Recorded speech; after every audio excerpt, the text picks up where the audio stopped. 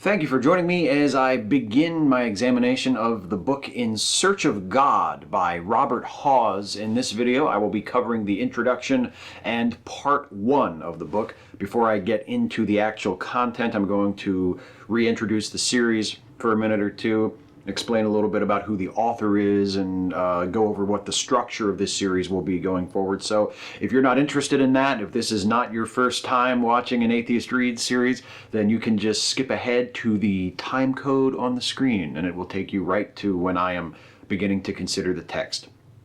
Now then, In Search of God, the book that I'm going to be reviewing in this series, is written by Robert Hawes.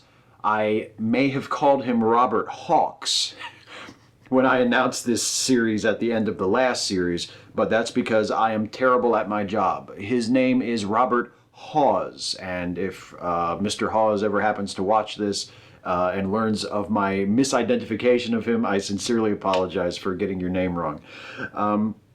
Mr. Hawes is a freelance writer and a blogger at the blog Take Up Your Cross, and In Search of God is the only book that he has written to date.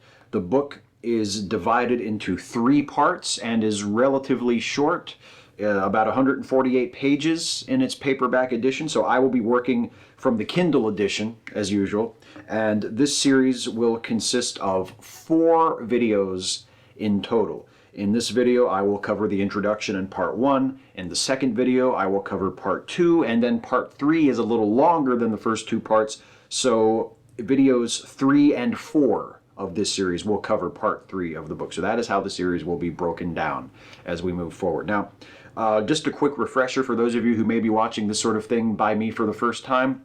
Why do I do this? Why do I read apologetics books and respond to them? The idea is not to offer a definitive rebuttal or debunking of the arguments and claims found in this particular book. I am neither qualified nor am I aiming to present a definitive atheist perspective. This is merely my atheist perspective on the material that we're going to encounter in the book. And the reason I do it is both to help other atheists and also to help myself.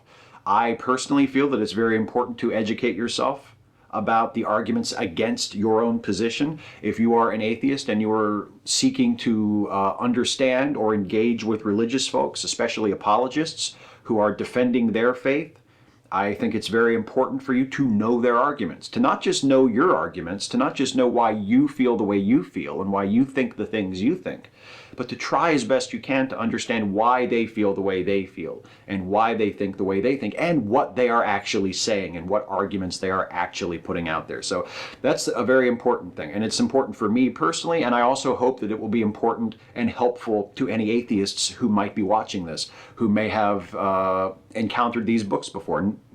Perhaps this particular book, In Search of God, that I'm going to be reviewing over the next several weeks, or one of the other books that I have reviewed in the past, or a book that I have never even heard of, but that contains similar arguments or is presented from a similarly Christian or religiously apologetic point of view. I have found it very useful myself in the past to hear someone else's thoughts, to hear someone else's reaction before formulating my own thoughts and my own opinions. I have told this story probably at the beginning of almost every one of these An Atheist Reads series, but once upon a time I was handed a copy of The Case for Christ, and I read it, and I just couldn't quite put my finger on what it was that I didn't like about it. I knew I didn't agree with it. I knew that the arguments didn't seem right to me. I knew that I was not persuaded by what I was reading, but I couldn't figure out exactly why. And it wasn't until years later, after I had been more exposed both to more arguments by Christians and also to atheist rebuttals to those arguments by many different atheists from different perspectives, coming from different points of view, using different tactics, speaking in different voices and different tones. It wasn't until then that I was able to sort of put together my own thoughts in a coherent and articulate way. So hopefully if anyone is watching this and they're in a similar situation to the one I was in years and years ago, this video series and my thoughts on this book will play some small role in helping you to put your own thoughts together. So my only wish is to be of use to my fellow atheists who may be confronting material like this for the first time and not quite knowing what to do with it. So that's what I'm doing here. That's what this series is for. That's what all of these Atheist Read series have been for up to this point and will be going forward. And that's what you can expect from this particular series. So now let's move on to the text of the book. And we'll start with the introduction. Hawes opens the book with this, quote, "Is there a God? Of all the matters that have preoccupied the mind of man, this one simple question is arguably the greatest. It is, in a very real way, either the philosophical quicksand or bedrock underlying every question of morality and meaning, depending on how one chooses to answer it. As such, its implications are as profound for the unbeliever as for the believer." And then he goes into detail about those implications, which I'll get to in a moment. First, let me make a point that I've also made in previous An Atheist Read series. The cosmic significance of the God question is often cited by religious apologists in an attempt to lend gravity to their arguments and to make the discussion that atheists and Christians are having with each other over the existence of God to seem to be like it's the most important conversation that anyone could ever have. But I rarely, if ever, find non-believers speaking about that question in that way. And I think that's because the question of the existence of God, the Christian God or any God, but being as this is a Christian book, we'll be referring mostly to the Christian God, I expect, is only significant to you if you think that God exists, or if you at least think that the answer to that question is up in the air, that it's a 50-50 proposition that God is or isn't there. If you're an atheist, and you've already decided that there's not enough evidence to assume that God exists, or that it's even likely that God exists, then you probably aren't nearly as invested in the question as Robert Hawes is, even if you do involve yourself in conversations and debates with religious folks. The question, will my car explode the next time I start it, has some pretty serious implications too. But unless I have reason to think there's a good chance my car will explode the next time I start it, I probably won't take that question too seriously either, and I probably won't spend very much time preoccupied with the answer to that question. And this is one of the most attractive and also aggravating aspects of philosophy. Philosophy encourages us to explore ideas and to ponder their implications. It opens us up to new possibilities and points of view, allows us to examine our own thoughts and ideas. That's very much the good side, the attractive side. But the aggravating side is that it can also lead us to spend a lot of time and energy arguing about things that have no practical relevance in our lives. And we each judge the relevance of philosophical questions for ourselves. So what is the most profound and consequential question ever for a Christian like Robert Hawes may merely be a rhetorical exercise for a non-believer.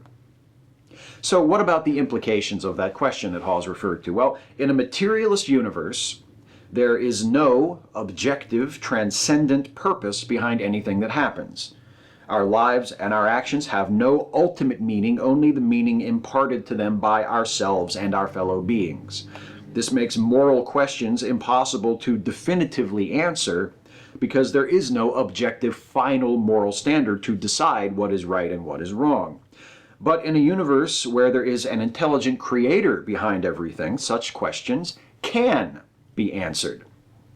And Hawes clearly prefers that second scenario, the intelligently created universe, to the first. And that makes sense, as Hawes is a Christian.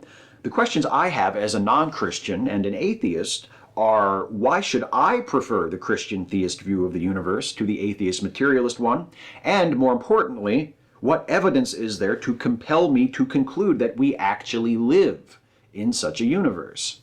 Now, to his credit, Hawes makes it clear in this introduction that it's not his intention to denigrate the atheist point of view. He takes care to write that he, as a Christian, would prefer an atheistic world to a world controlled by an indifferent or a cruel God. And here again, the subjectivity comes into play because many atheists, including myself, would say that the Christian God qualifies as a cruel God, but obviously Robert Hawes would disagree. Hawes also notes that many atheists don't consider their godless materialist view of the universe to be a bleak one. So good on Robert Hawes for that. Well, that's all for the introduction. Let's move on to part one of the book, which is titled Reason in the balances. Hawes opens part 1 with this question: is it rational to believe in God? Those who believe the universe is the product of an intelligent divine creator are often characterized by atheists as irrational and being blinded by their faith. Hawes considers these portrayals to be misleading. To demonstrate how they're misleading, Hawes first examines the relationship of science to reason.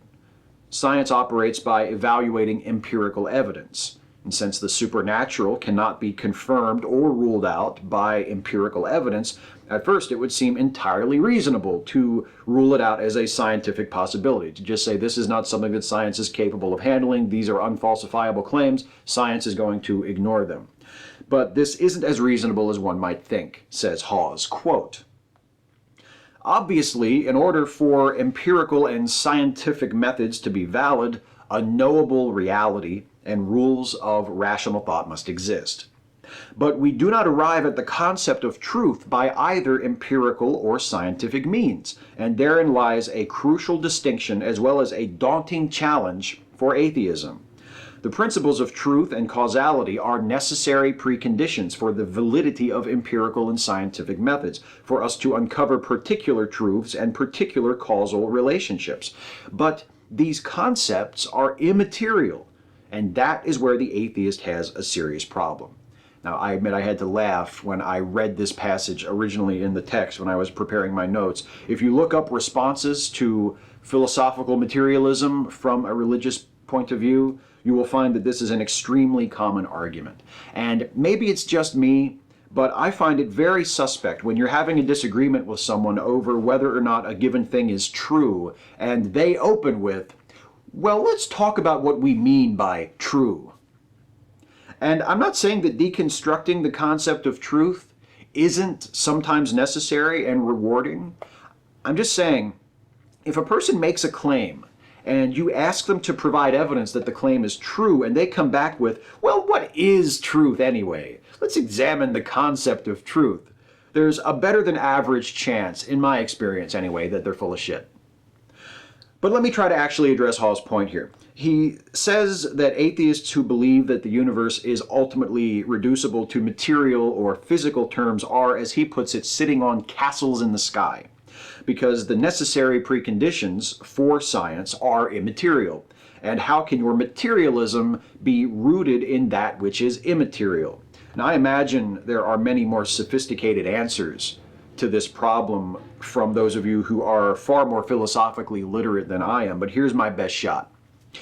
Believing that the physical universe is all there is, or is at the very least a closed system where there are no non-physical causes, doesn't mean that you can't justify the existence of immaterial things. Ideas are immaterial. Concepts are immaterial.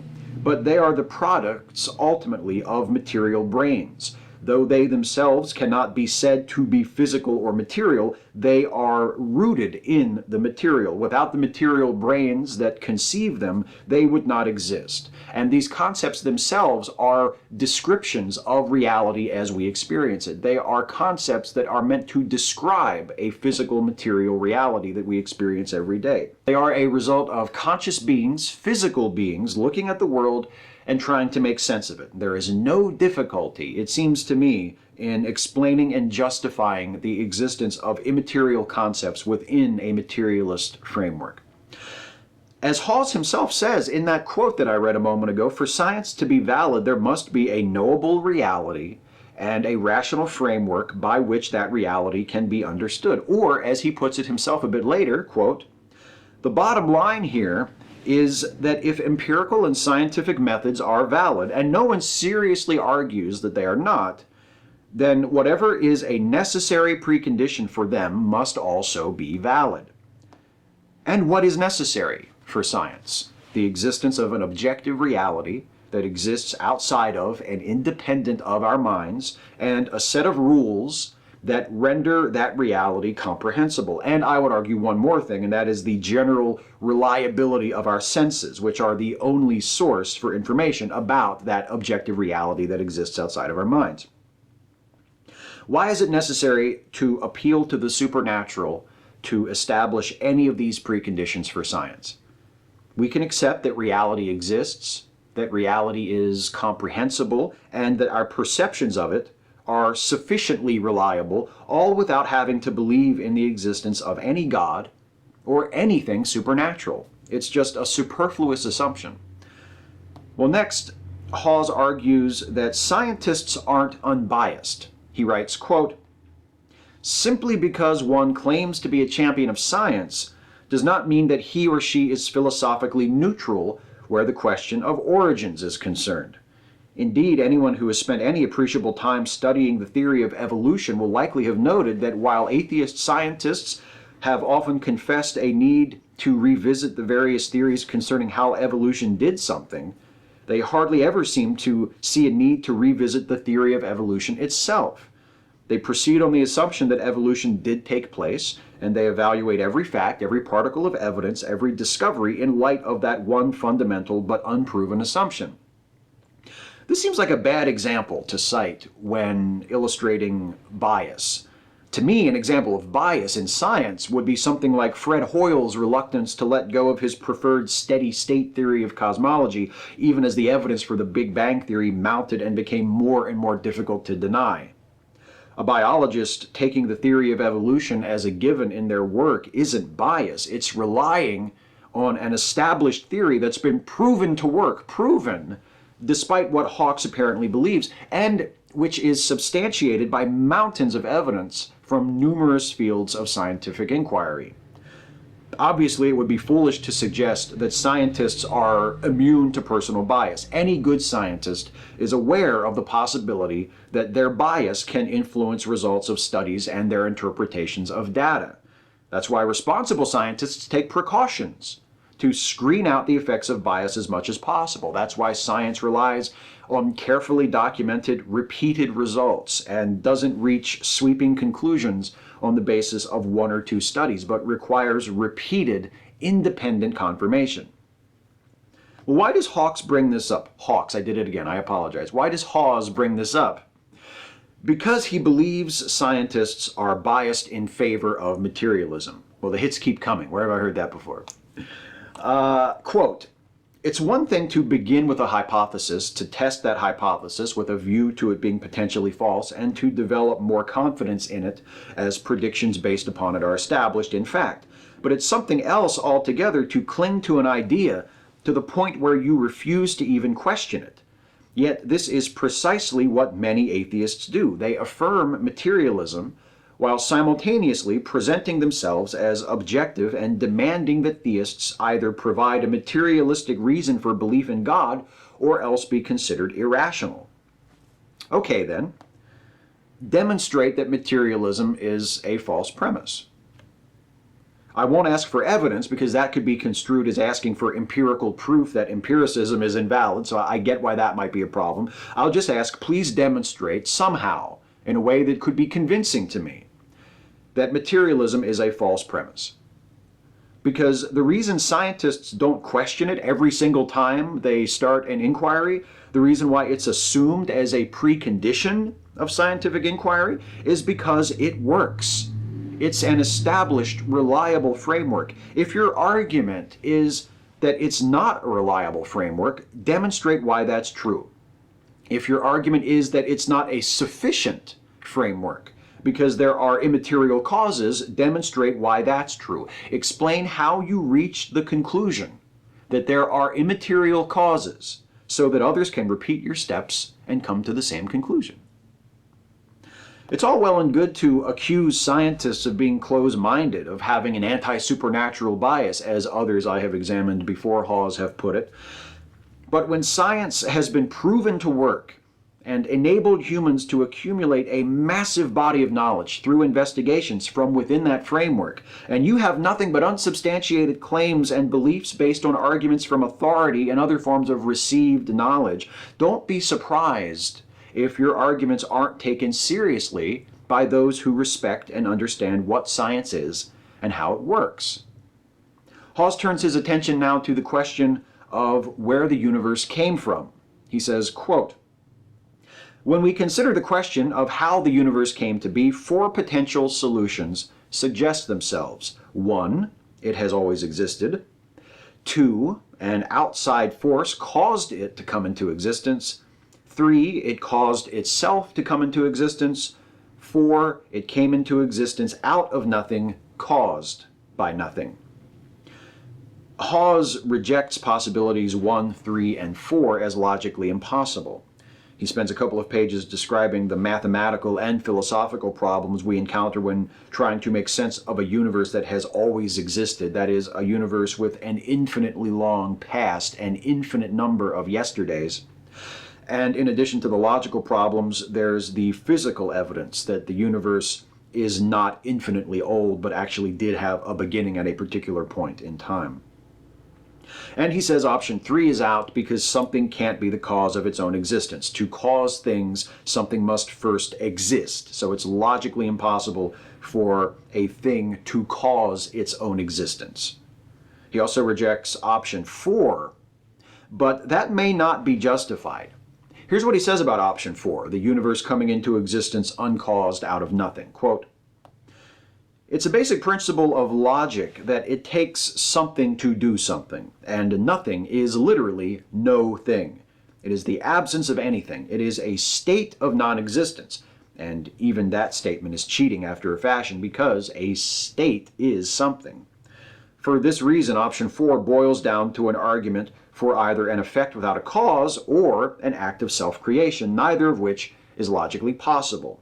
Atheists and agnostics who defend the possibility of option 4 should consider that what they're really promoting is a type of naturalistic miracle. And whether one agrees with the theistic explanations for the universe's origin or not, at least the theist can point to a cause for his miracle. Well, I'll respond to that last bit first. Theists can't point to a cause. They can propose a cause, which they are then unable to demonstrate. Also, something coming from nothing may not be a miracle, but simply another part of how the universe works. There are events called quantum vacuum fluctuations. This is what physicists call it, when pairs of particles and antiparticles appear uncaused, seemingly out of nowhere in what is otherwise completely empty space. And this is something that happens. This has been observed. This is just a part of how the universe works. Many of you may have seen Lawrence Krauss talk about this phenomenon. Now, if Hawes considers a state of non-existence to be something, then he probably also considers the quantum vacuum to be something. It may be empty space, but empty space is still something. But to me, this isn't a very compelling objection to option 4. Does it make sense that something can't come from nothing? Absolutely it does. If we're talking about, by definition, nothing. If we're talking about a hypothetical nothing that is literally the absence of everything, even empty space. It's something that's almost impossible for us to conceive of. But let's just define it as, by definition, nothing. If you're talking about that, then yes, it does seem incredibly unlikely, dare I say logically impossible, that something could emerge from that kind of nothing. But the problem comes when we apply this logical truism to the real world. Because if even empty space is something, if even a state of non-existence is something, then there is no such thing as literal nothing. The closest we can come to nothing in reality may be the quantum vacuum, and in the quantum vacuum, something can come from nothing. Now, do I think that's where the universe came from? Did our universe just suddenly appear uncaused in a quantum vacuum 14 billion years ago? I don't know. Nobody knows. Maybe, maybe not. But you can't write it off as impossible, as Hawes does. And by the way, there's an excellent article on creation in the quantum vacuum by Mark Vuletic titled "Creation ex nihilo without God," that I'll link to in the description of this video. It's very brief. It's by no means an exhaustive text on the subject, but I highly recommend it as a starting place if you are someone like me who is a lay person and just wants to sort of get a handle on what these concepts are and what quantum vacuum fluctuations are and what they mean in the context of arguments with religious folks about origins and creation from nothing. I will link to it, as I said, in the description box, and it's a great place to start. if you're looking for scientific responses to this question. Hawes concludes that only option 2 makes sense. The universe must have had a beginning, and its existence must have been caused by something other than itself. But what can science tell us about this cause? Well, perhaps nothing, since there seems to be no way of learning about anything that happened before the Big Bang. In fact, most physicists consider it nonsensical to even talk about things in terms of being before the Big Bang, because the Big Bang was the origin of space-time itself, or at least the space-time in which we exist. So, from our perspective, there was nothing, or at least as close to nothing as there can be, prior to the Big Bang. There was nothing before the Big Bang from our perspective. If science can't tell us about the first cause, well then what about reason? Hawes says the first cause must have been immaterial. Why? Quote, "It's an observational fact that material things do not last forever. They wear down over time in a measurable process, whether we're talking about an expanding universe or a rusting car. Logically, anything that wears down must have begun to wear down at some point, meaning that the wearing down process had a beginning. Further, anything that begins to wear down must itself have had a beginning, otherwise the wearing down process could never have gotten started. And finally, anything that has a beginning must owe its existence to something else, something that caused it to begin, since logically it cannot be its own cause." Well, that's pretty good. I'm glad to see that Hawes at least bothers to offer a reason why the cause of the material universe would have been immaterial, which is more than most other apologists do when they make this same claim. Still, I don't buy the argument that Hawes is making here. He says that material things don't last forever and inevitably wear down. But that's just how things work in this universe. There's not necessarily an innate property of material things, no matter where they might exist, that makes it inevitable that they will wear down.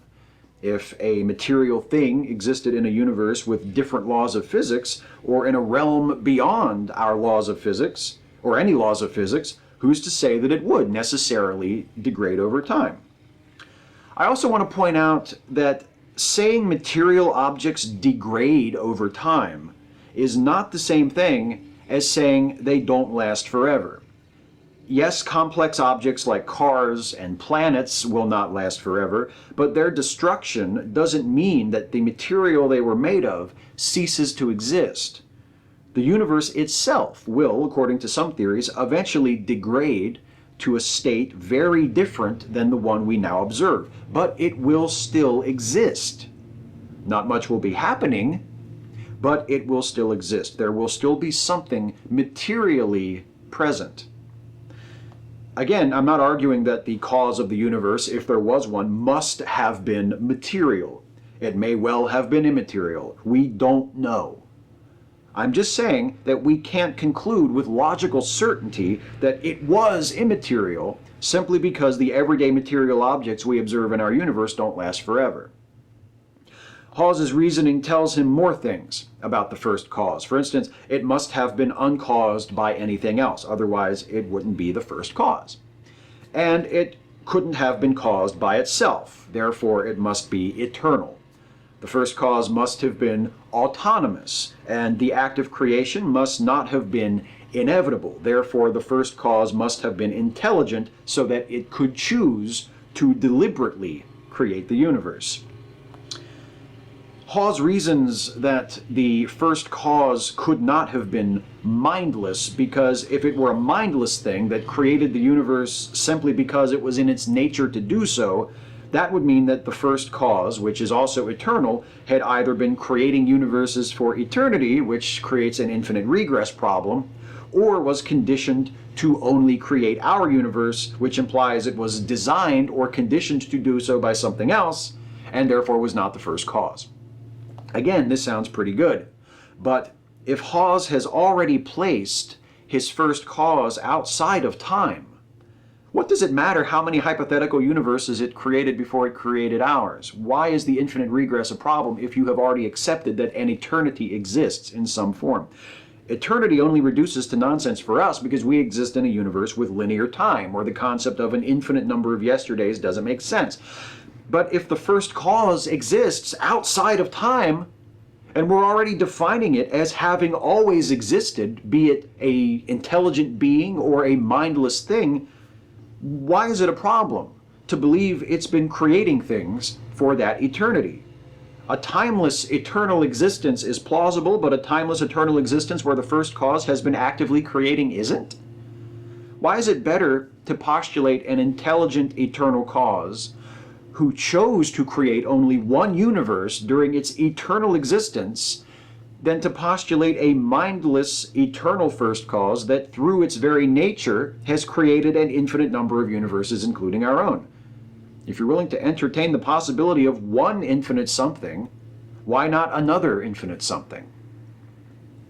Hawes also cites the fine-tuning of the universe as evidence that the first cause must have been intelligent. And this is another argument that I have encountered again and again and again throughout these An Atheist Read series that I've done. So let me try to state my response to the fine-tuning argument as succinctly as possible. It doesn't make sense to me to assume that the universe must have been fine-tuned for us. Since the universe existed before we did, we came into existence in the universe, and we, like everything else in the universe, are also of the universe. So it makes much more sense to me to assume that we are adapted to the universe. That is, the universe exists with certain properties, and the things that exist in the universe, including us, are things which are able to exist in a universe with those properties. In other words, it's not a mystery, it's exactly what we should expect to see. What the fine-tuning argument actually says when you strip away the anthropocentrism is that the universe has the properties that it has.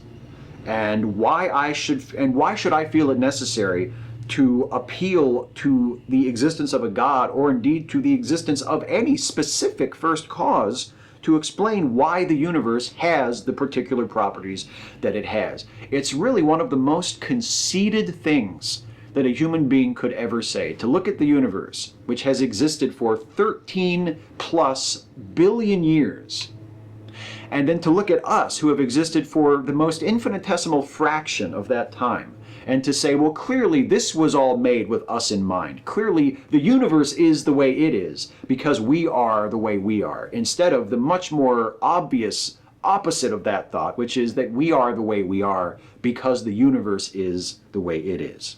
That one makes a lot more sense to me. Anyway, at the end of part one, Hawes returns to his argument that materialistic science rests on immaterial preconditions, that it cannot prove using its own methods. Then he quotes the physicist Paul Davies, saying that perhaps we should reevaluate our understanding of the laws of physics as being fixed and perfect if we want to truly understand the universe. Well, this doesn't sit well with Hawes. He says, quote, "What would happen to science if it were thought that gravity, for instance, might not behave the same way from one day to the next? Or that while Earth circles the sun today, it might be the other way around tomorrow? As I think these examples illustrate, surrendering our understanding of natural law would be tantamount to surrendering the very basis of science. Yet it appears that Davies and perhaps others would consider it a worthy sacrifice in order to salvage materialism." Well, first of all, the examples Hawes uses are all very local, not only to our region of the universe, but also to the time in which we happen to exist. Earth didn't always circle the sun, and Earth will not circle the sun forever. That relationship is not fixed and perfect. It is predictable, and it is stable for the foreseeable future, which is what allows science to work, but it's not fixed and it's not perfect. And the same may be true for the laws of physics themselves. The laws of physics, after all, are descriptions of how things work. In the immediate aftermath of the Big Bang, things may not have worked the same way. In the far distant future, after the Big Rip, if that's what happens, or the heat death of the universe, if that's what happens, it could be that things won't work the same way then either. We don't know. It's said that the universe is not only stranger than we believe, but stranger than we can believe. And that may be especially true when considering the universe at the extremities of its origin and its ultimate fate. And who knows? Somewhere in that uncertainty there may be space for something like a God. I don't think there is, but I suppose it's not impossible. But Robert Hawes isn't arguing just for the possibility of a God, but for the existence of a God. And not just any God, but the God of Christianity. Christianity as he believes and practices, I should add. And I know we're just getting started with this book, but this isn't my first go-round. And so far, I just don't see it. Well, that's it for this video. I will be back in the next video to examine part 2 of In Search of God, which is titled The Fingerprint of God. I hope you will all join me for that one. I hope you found this first video in this series to be interesting and entertaining and of some use to you. If you enjoyed this, I invite you as always to please like, share, subscribe to my channel if you're not subscribed already, and please consider helping me to make more videos like this one by supporting this channel through Patreon. You can go to patreon.com/Steve Shives to become a patron of this channel for as little as $1 a month. I appreciate all the help I've been given by all of my patrons, and I thank all of you for your attention and all of your support in whatever form that support comes, whether you are a Patreon patron or whether you're just someone who likes and watches and shares and comments on the videos. I appreciate all of it more than I can say. Thanks for joining me for the start of another An Atheist Reads series, and I will be back next time for part 2.